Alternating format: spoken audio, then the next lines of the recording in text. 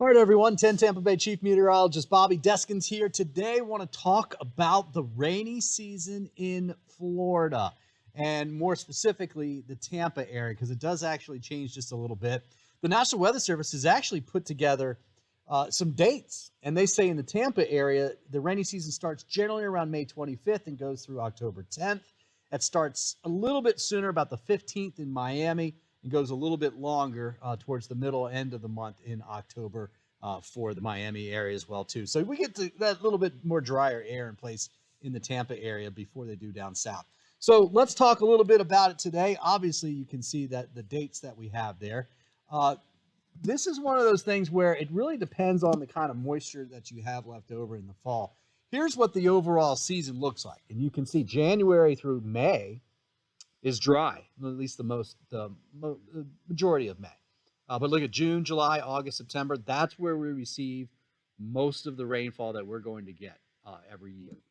And you can see that's our rainy season, of course, averaging better than 7 inches of rainfall. This is for Tampa itself. That's for June and July. August, of course, as well as our rainiest month usually. And then September, you see, we start to come down a little bit, but obviously the big drop-off occurs as we get into the dry season in October. And if you get a real dry season, November, December, January, you start getting into the fire season in March, April, and May. That's when we're still dry. We've been dry if you've got a fire season coming, right? And you're warming the temperatures up. So we really need to keep up the rainfall. And to be honest with you, we are very, very below rainfall. Tampa is about 13 plus inches below average. Sarasota, what's the number? I want to say it's 21 or something like that, below average. Sarasota has seen about 55% of the amount of rain they should have seen so far this year. And Tampa's not that much better, but it is better. So we have some pretty good drought conditions going on. Now, the rainy season itself has kind of different phases through it. So in May, we start off dry, but then you notice the end of May, June through July 1st, basically the month of June, we start to see more and more storms. We actually have a pretty decent chance for severe weather, stronger thunderstorms at the onset of the rainy season. And then once we get into July all the way through August, we basically end up with that heat, that steam, the humidity, you know what it is, boils up, and we get those afternoon showers and thunderstorms. And then now, this time of the year, as we head towards October, we get more variability in that rain. And we've already seen that this month of September. We've had a couple of dry spots in there, and we're seeing more of that coming up over the next week or so. Now, this is a typical rainy season. If you look at that area right there in the middle with July through September, this year was anything but typical in the Tampa Bay area. We had westerly winds, and westerly winds put almost all of the rain inland, east of I-75. So that's why we've been really dry along the coast. Folks are saying, hey, we didn't have a rainy season. Well, technically we did, but if you look at places like Winter Haven, central, eastern Polk County, they're above average for rainfall. We're below average when you get along in west of I-75. This is the expected rainfall over the next 5 days, and I wanted to show you this because guess when the drier air is coming in? It's not on Saturday. It's not Sunday morning, but that's Sunday afternoon right there. And then look at this, Monday, Tuesday, Wednesday. Very small rain chances. And again, there's a look at the drought. You can see where western Manatee and western Sarasota have the heaviest or worst drought conditions. In fact, it's an extreme drought. Pinellas, most of the counties under severe drought conditions, including Tampa and the coastal areas of Hillsborough. But once you get up to northwest Hillsborough, that gets to moderate to dry. Northeast Hillsborough, you're out towards Plant City, Winona-Sassa, those areas, pretty decent as far as rainfall is going so far this year. All right, here is a look at the drier air. And let me go through the changes we're going to have here the next week or so. This is today, and you can see the moisture, the dark green, still over us as we go through all of Saturday, but through Sunday afternoon, look at this. The drier air comes in. That's Monday and Tuesday. And that's the way that we're getting it. We're not necessarily getting a big cold front coming through like this. All right? What happens is we end up getting a little bit of a frontal boundary to come through. There's not a lot of cold air, but there's drier air that comes in this way. It kind of sneaks in, right? And it just kind of rotates in. And that is enough to dry us out. Now, it doesn't necessarily cool us down a lot, but it cuts back the rain chances and it lowers the humidity. And that is key for us, right? Now, there's some moisture mixing back in. This is Friday, so most of next week, looks like it's going to be dry, especially Monday, Tuesday, Wednesday, Thursday. All right. Now, Friday, you see, we start to have the moisture coming back.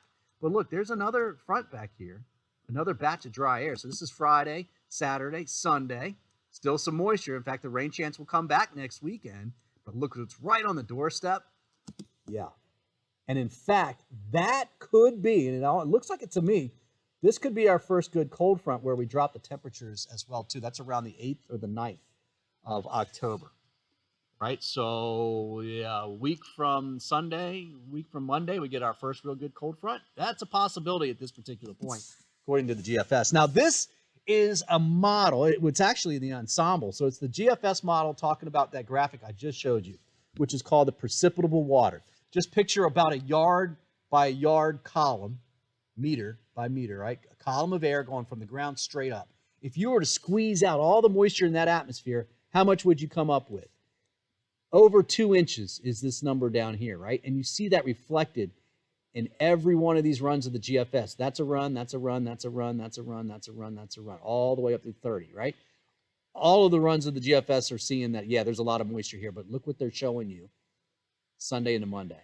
Look at this. That is a bunch of dry air coming, right? And you can see it here drop off.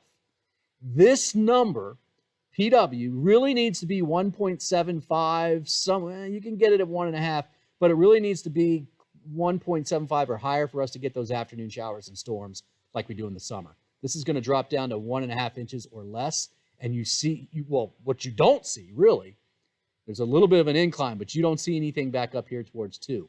And this is going out through the middle of October, actually towards the 20-something there. So that's telling you that the dry season is kicking in right there. Now, it's going to make us feel a whole lot better out there. That's for daggone sure. I can't wait for that. We had a taste of it last weekend. We're going to get another taste of it Sunday night, Monday, Tuesday, Wednesday of this upcoming work week. What will happen is it will actually still be warm. Remember, this is not a big cold front coming through. It's just drier air. So notice what happens with the heat and the heat index. Saturday's still hot, near 90, but still humid. Heat index goes all the way up to 100. Sunday, kind of the same, right? A little bit cooler, but the heat index is still up there. But look at the difference. See how those lines are close together there? We're still going to be warm because drier air can actually warm up pretty quickly. Think about a desert, right? It's hot in the afternoon, but it's cool in the morning. That's because that dry air can heat up and cool off quickly. Moist air can't do that. But as a result, you're seeing highs in the upper 80s, but you're not seeing the heat index much higher than that. And that's an indication that we have the dry air. So forecast high temperatures, as you can see, stay in the upper 80s next week. But look, that front I was telling you about that comes back next late weekend, Sunday, Monday, potentially could be knocking us way back down for temperatures for highs. That would be nice. You can kind of see it here. This is the GFS model, and this is the 850 temperature. I do this because this is up about 5,000 feet. And that doesn't change as much, right? This morning is going to be cool in the morning, hot in the afternoon because the ground heats up. We don't want to look at that. We want to see what the temperatures are now because they don't change. Right now they're in the mid-60s, but by the time we get towards Tuesday, see this green here? This is a little bit of that cooler air, drier air that's coming in, right? The real cold stuff's up here. So let's watch this as we go through Wednesday, Thursday, and Friday. Here comes a good cold front, right? That's one of the good cold fronts, the first one of the season, even for them. But then notice as we get into next Saturday and Sunday, we warm up a little bit, but we would want this to come a little further to the south for us to get a really good cold front, but I think it's deep enough that we do get some cooler air, and it actually feels like a legit cold front coming through here. All right, guys, so that's it. Rainy season, basically on the way out. That model I showed you, the GFS, where the amount of moisture in the atmosphere goes like this to that's basically telling you that it's going away. All right, hope you are having a great Friday afternoon. I hope you have a great weekend ahead. Always don't forget to like and subscribe to my videos.